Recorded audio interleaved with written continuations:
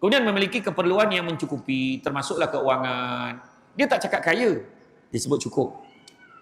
Allah uji muda dengan tua, sehat dengan sakit, lapang dengan sempit, hidup dengan mati, kaya dengan bukan. Allah tak uji kaya dengan miskin. Allah uji kaya dengan kecukupan.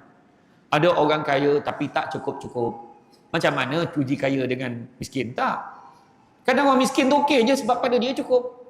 Dia tidur dalam pondok, elok je rumah dulu. Sengit-sengit dah rumah tu. Elok je. Gerung-gerung jalan kan atas tu. Tahu dah, ayah kau dah turun. Ayah kau nak turun dah tu, nak makan. Tahu dah. Dulu. Ingat lagi, buka tingkap sebanyak-banyak rumah arwah nenek saya yang batu kikir tu, yang jempol tu. Buka tingkap ni tu. Buka. Lepas tu kena cangkuk. Kan? Dia cangkuk besi tu, biar tingkap tu terbuka aja. Dekat serambi tu sepanjang-panjang kan. Dulu arwah atuk saya mengajar ngaji situ. Dulu tak ada tingkap, dulu tingkap yang apa? Yang satu papan yang panjang, yang kosong tu. Dia ada cabut satu papan, dia nampak boleh tengok luar tu. Kan? Dulu macam tu. Tapi lepas tu dah buat tingkap, buka macam tu sebanyak-banyak tingkap nak tutup. Bila nak balik Seremban, masa tu nak bawa nenek balik Seremban kan. Tutup tingkapnya. Kita kena tutup kan. Kalau dia kan lambat kan, dia jalan slow. Tutup semua. Keluar. Tutup pintu. Cangkuk lagi. Letak palang. Solat.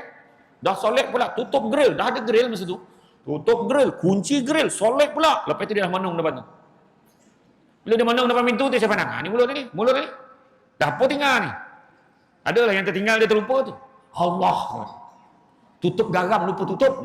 Penutup garam tu lupa tutup. Dia kata. Buka balik. Buka grill. Buka ni masuk dalam. Betul pula. Tu penutup tu memang kat bawah dia lupa tutup. Ya Allah, ingat dia.